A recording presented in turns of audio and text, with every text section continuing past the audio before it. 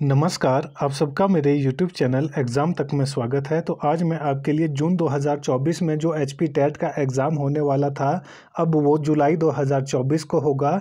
तो HP TET में हमारे पास 150 क्वेश्चंस होते हैं, जिसमें से 30 question Himachal Pradesh general knowledge और करंट अफेयर से पूछे जाते हैं। तो आज मैं आपके लिए हिमाचल प्रदेश जनरल नॉलेज का मॉक टेस्ट लेके आया हूँ। यदि किसी को हमारे मॉक टेस्ट की PDF चाहिए तो हमारी इंस्टाग्राम ID एग्ज़ाम तक 9 या टेलीग्राम चैनल एग्ज़ाम तक 9 आप ज्वाइन कर सकते हैं। तो चलिए आज का मॉक टेस्ट शुरू करते हैं। हमारा पहला प्रश्न है, किन्नौर जिले की सबसे सुंदर घाटी कौन सी है। तो आपको यहाँ पर जो क्वेश्चन पूछा गया है वो पूछा गया है कि जो किन्नौर जिला है को किन्नौर जिले की सबसे सुंदर घाटी कौन सी है। A Morang, B Sangla, C Pangi, D Ribba. तो इसका सही आंसर होगा ऑप्शन B सांगला। जो किन्नौर जिला है तो किन्नौर जिले की सबसे सुंदर घाटी कौन सी है। तो किन्नौर जिले की सबसे सुंदर घाटी सांगला घाटी है। तो ये भी क्वेश्चन आपको पता होना चाहिए कि सांगला घाटी किस जिले में स्थित है, ये क्वेश्चन पूछा जा सकता है। तो आपको पता होना चाहिए कि सांगला घाटी किन्नौर जिले में स्थित है, और जो मोरंग घाटी है ये भी कहाँ पर स्थित है, ये भी किन्नौर जिले में स्थित है, और जो रिब्बा घाटी है ये भी किन्नौर जिले में स्थित है। जबकि जो पांगी घाटी है, पांगी घाटी हमारे पास चंबा जिले में स्थित है। कहाँ पर स्थित है, ये हमारे पास चंबा जिले में स्थित है। तो इसका भी आपको पता होना चाहिए। देखो क्वेश्चन क्या पूछा जा सकता है कि पांगी घाटी किस जिले में स्थित है, तो उसका आंसर हो जाएगा चंबा। यदि पूछा जाएगा मोरंग, सांगला और रिब्बा घाटी किस जिले में स्थित है, तो ये हमारे पास किन्नौर जिले में स्थित है। जो हमारे पास रिब्बा घाटी है इसको बसपा घाटी के नाम से भी जाना जाता है। किस घाटी के नाम से जाना जाता है, बसपा घाटी के नाम से भी जाना जाता है, और इसे अंगूरों की घाटी के नाम से जाना जाता है। अंगूरों की घाटी किस नाम से जाना जाता है, इसको अंगूरों की घाटी के नाम से भी जाना जाता है। तो ये आपको पता होना चाहिए। ये क्वेश्चन पूछा जाता है कि जो हमारे पास बसपा घाटी है, बसपा घाटी को किस घाटी के नाम से जाना जाता है, तो बसपा घाटी को रिब्बा घाटी के नाम से जाना जाता है, और अंगूरों की घाटी के नाम से इसको जाना जाता है। तो इस तरह का क्वेश्चन पूछा जाता है कि अंगूरों की घाटी हिमाचल प्रदेश में कहाँ पर स्थित है, तो उसका आंसर हो जाएगा किन्नौर का रिब्बा घाटी को अंगूर की घाटी के नाम से जाना जाता है। हमारा अगला क्वेश्चन है, बसपा घाटी का अंतिम गांव कौन सा है। तो इससे पहले मैंने आपको बताया था कि बसपा घाटी को किस नाम से जाना जाता है, तो बसपा घाटी को अंगूरों की घाटी के नाम से जाना जाता है।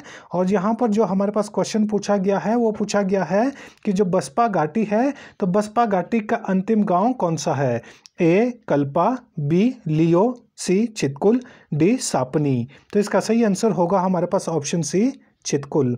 जो चितकुल है तो चितकुल कहाँ पर स्थित है, तो यह हमारे पास किन्नौर जिले में स्थित है। जो ये वाला क्वेश्चन है ये बहुत बार पहले एग्जाम में पूछा जा चुका है। तो आपको पता होना चाहिए कि जो बसपा घाटी है तो बसपा घाटी का अंतिम गांव कौन सा है, तो बसपा घाटी का लास्ट गांव चितकुल है। ये मोस्ट इंपॉर्टेंट क्वेश्चन है। ये क्वेश्चन HP टेट में पहले पूछा जा चुका है। हमारा अगला क्वेश्चन है, विश्व प्रसिद्ध सनावर स्कूल कहाँ पर स्थित है। तो जो हमारे पास सनावर स्कूल है ये कहाँ पर स्थित है, या क्वेश्चन पूछा जाता है कि सनावर जो स्कूल है वो किस जिले में स्थित है। लेकिन यहाँ पर जो हमारे पास पूछा गया है वो पूछा गया है कि विश्व प्रसिद्ध सनावर स्कूल कहाँ पर है। A Kasauli, B Chail, C Shimla, D मंडी। तो इसका सही आंसर होगा ऑप्शन A कसौली। ये कहाँ पर स्थित है, ये कसौली में स्थित है। और कसौली किस जिले में आता है, तो कसौली हमारे पास सोलन जिले में आता है। कहाँ पर आता है, कसौली सोलन जिले में आता है। और जो सनावर स्कूल है ये कहाँ पर है, ये कसौली में स्थित है। यदि पूछा जाएगा कि सनावर स्कूल किस जिले में स्थित है, तो उसका आंसर हो जाएगा सोलन जिले में स्थित है। जो HP टेट है, HP टेट में हमारे पास जो HP का करंट अफेयर पूछा जाता है तो उसके लिए मैं अलग से आपके लिए वीडियो बनाता हूं। तो आप मेरे चैनल पे जाकर मेरी प्लेलिस्ट चेक कर सकते हैं। वहां पर मैंने गिरिराज करंट अफेयर के नाम से अलग से प्लेलिस्ट बनाई है। तो आप हिमाचल प्रदेश का करंट अफेयर वहां पर देख सकते हैं। जो हमारे पास नॉन मेडिकल का टेट हुआ था वहाँ से एक क्वेश्चन पूछा गया था कि हिमाचल प्रदेश के एजुकेशन मिनिस्टर कौन है, तो ये मैंने अपनी करंट अफेयर की वीडियो में वहाँ पर बताया है। हमारा अगला क्वेश्चन है किन्नौर जिले के छितकुल गांव की स्थानीय देवी कौन है। तो आपको पता होना चाहिए कि बसपा घाटी का अंतिम गांव कौन सा है, तो वो छितकुल गांव है। और छितकुल गांव की स्थानीय देवी कौन सी है? ए किन्नरी, बी माथी, सी सापनी, डी तैंती। तो इसका सही आंसर होगा ऑप्शन बी माथी। जो हमारे पास छितकुल गांव है तो छितकुल गांव की स्थानीय देवी को किस नाम से जाना जाता है? तो छितकुल गांव की स्थानीय देवी को माथी नाम से जाना जाता है। हमारा अगला क्वेश्चन है एंटी रैबिज संस्थान कहाँ पर स्थित है? ये मोस्ट इंपॉर्टेंट क्वेश्चन है।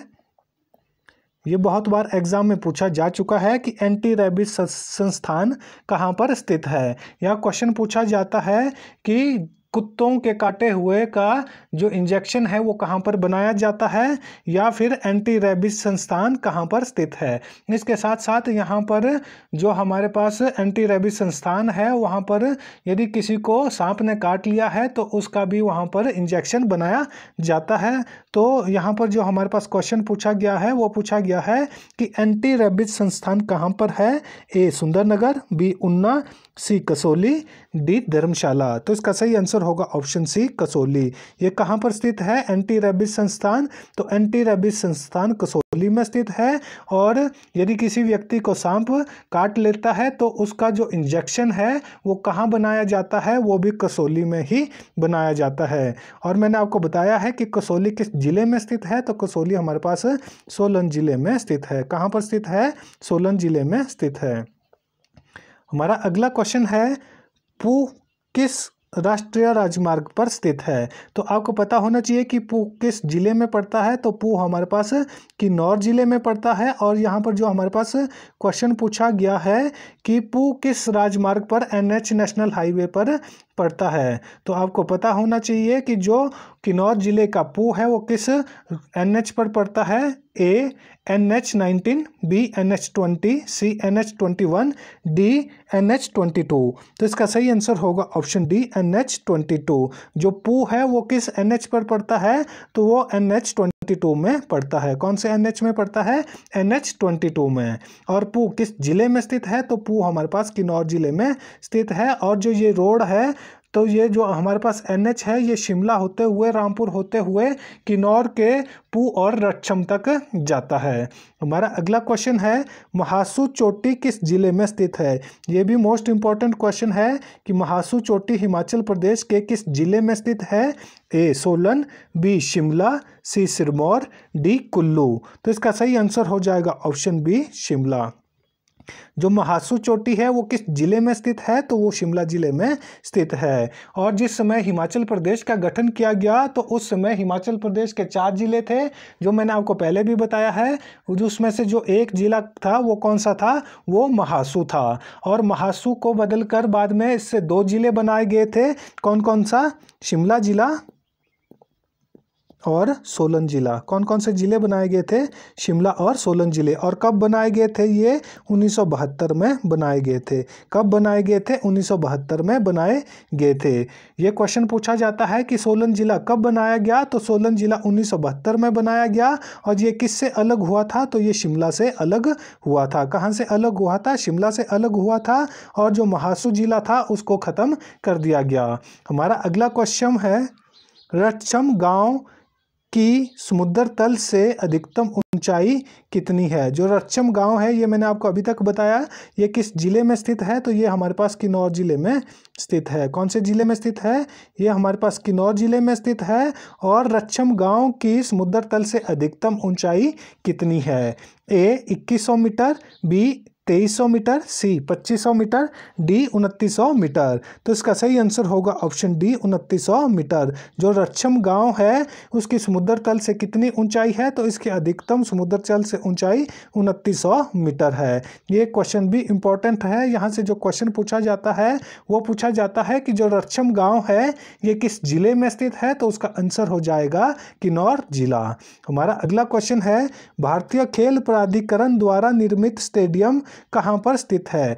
ये मोस्ट इंपॉर्टेंट क्वेश्चन है। ये मैं आपको इतना बता देता हूँ कि ये किस जिले में स्थित है, तो ये हमारे पास शिमला जिले में स्थित है। कौन से जिले में स्थित है? शिमला जिले में स्थित है। लेकिन यहाँ पर जो क्वेश्चन पूछा गया है वो पूछा गया है कि भारतीय खेल प्राधिकरण द्वारा निर्मित स्टेडियम कहाँ पर स्थित है? ए ठियोग, बी फागू, सी शिलारू, डी कसौली। तो जो कसौली है ये एलिमिनेशन मेथड से यहाँ पर कट हो जाएगा, क्योंकि कसौली हमारे पास कहाँ पर स्थित है? ये सोलन जिले में स्थित है। और ठियोग, फागू और शिलारू ये तीनों की तीनों कहाँ है? ये शिमला जिले में स्थित है। तो जो इसका सही आंसर हो जाएगा वो होगा ऑप्शन सी शिलारू। जो शिलारू है वहीं पर भारतीय खेल प्राधिकरण के द्वारा स्टेडियम बनाया गया है। और कौन सा स्टेडियम बनाया गया है? तो वहाँ पर हॉकी का स्टेडियम बनाया गया है।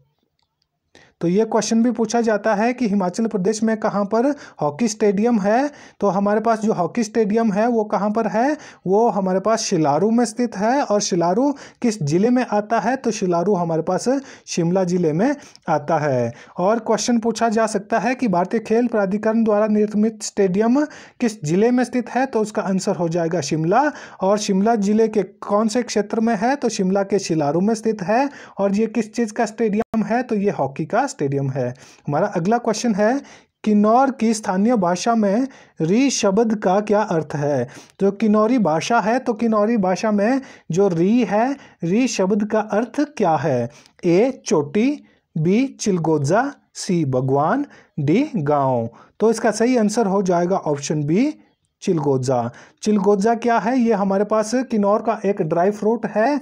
तो किन्नौर का जो एक ड्राई फ्रूट है तो किन्नौरी भाषा में चिलगोजे को क्या कहा जाता है? तो किन्नौरी भाषा में चिलगोजे को री कहा जाता है। क्या कहा जाता है? री कहा जाता है। तो ये क्वेश्चन भी पूछा जाता है कि जो हमारे पास चिलगोजा है ये हिमाचल प्रदेश के किस जिले में पाया जाता है? तो ये हिमाचल प्रदेश के किन्नौर जिले में पाया जाता है। और किन्नौरी भाषा में चिलगोजे को क्या कहा जाता है? तो किन्नौरी भाषा में चिलगोजे को री कहा जाता है। हमारा अगला क्वेश्चन है, हाटू चोटी किस जिले में स्थित है? ये मोस्ट इंपॉर्टेंट क्वेश्चन है। ये मैंने आपको पहले भी बताया था कि ये एचपी टेट में पहले भी पूछा जा चुका है। तो इसके बारे में आपको पता होना चाहिए कि जो हमारे पास हाटू चोटी है वो किस जिले में स्थित है। तो हाटू चोटी ए शिमला, बी सोलन, सी कांगड़ा, डी उन्ना। तो इसका सही आंसर हो जाएगा हमारे पास ऑप्शन ए शिमला। तो हाटू पीक कहाँ पर है? तो ये शिमला जिले में स्थित है। और हाटकोटी टेम्पल, कौन सा? हाटकोटी टेम्पल। तो हाटकोटी टेम्पल के बारे में भी मैंने कुछ दिन पहले आपको अपने मॉक टेस्ट में बताया था कि जो हाटकोटी टेम्पल है ये किस जिले में स्थित है। तो ये भी हमारे पास शिमला जिले में स्थित है। और जो हाटू चोटी है, हाटू पीक है, ये भी कहाँ पर स्थित है?